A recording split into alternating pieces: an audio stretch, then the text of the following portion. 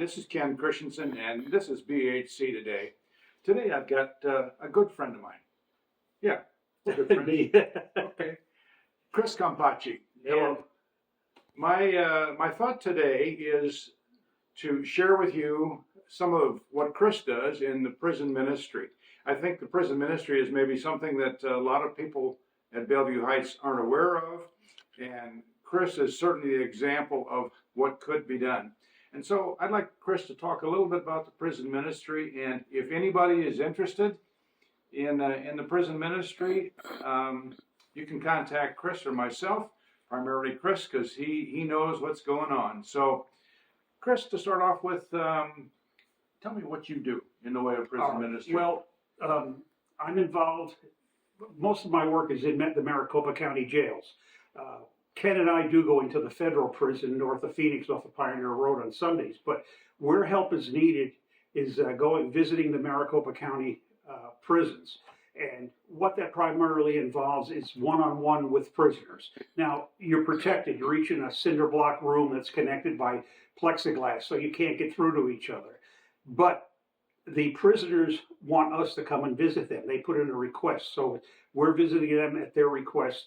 And what I like to do in a visit, if I know somebody, we continue with what we were doing. But if I don't know somebody, I try to take their spiritual temperature. If they're not a believer, why not? What experience have they had with faith, and try to build on that. If they are a believer, where are they? Are they in the Bible? Are they praying? Are they part of a Bible study? And sometimes we just need to be an ear. They just need to vent. And that's okay too, because that helps them. And as you visit prisoners, you start to visit this, frequently you'll visit the same person more than once. And that's where you build a real relationship of trust. And I found where they will listen to advice, or at least consider it.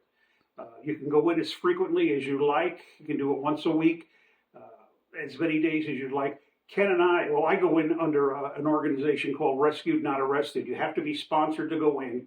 You need to get a badge, so it's a background check. And then a class, one class about being working in the prisons. It's pretty simple though. It's a pretty smooth process. A lot of reward in it. I love doing it, and I love just working with the prisoners. A lot of great satisfaction out of it. So how often do you go? Well, I go to, I'm either in one of two prisons 2 or 3 days a week, depending on how many requests we have for visits.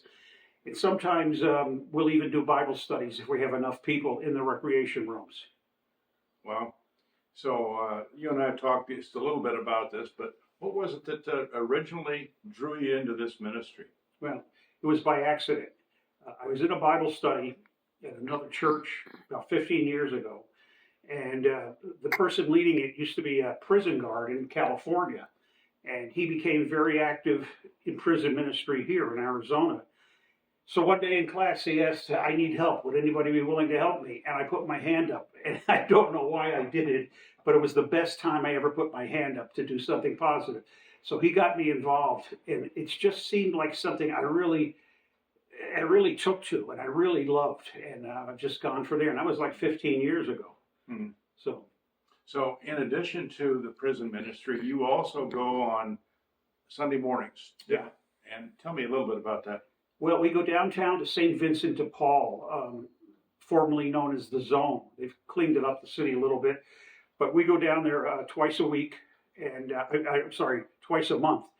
And depending on how many people we see, we'll either do one-on-one visits where we'll pray with people, and or if we get enough people, we'll do a church service. And what that involves is having people come into a room, doing a short sermon, and providing snacks afterwards. But it depends on what the flow is that Sunday, how many people are there, and what if we can get them into a classroom. Yeah. So you correct me if I'm wrong here, but there's a vetting process that you have to go through. You just can't walk into the prisons. Right. You go through the background check, and then and once you're cleared there, you attend, like we did, a class for, I think, a 2-hour class down at one of the sheriff's offices. It's pretty simple though. It's things like, don't give knives and guns to prisoners. It's that kind of thing. So, and there's no test or anything, but it just makes you aware of some things. So for me, why I was involved a little bit in the prison system in Iowa, as we've talked about, but not really to the level that Chris does. And he does such a great job with the guys. I've seen him interact with the guys, and he's really kind of my mentor. And so my thought is that maybe there's some of you out there who might be interested in this, and we'd certainly like to throw out the welcome mat for anybody who's interested in doing that sort of a ministry. Absolutely. And so I just want to thank you, Chris, for coming and sharing with us here today. My pleasure. And not only that, it's a benefit getting to know Chris. He's a good guy. In spite of the rumors. If you don't know him, it's you're missing something. So that's it for today. And God bless. And we'll see you down the road.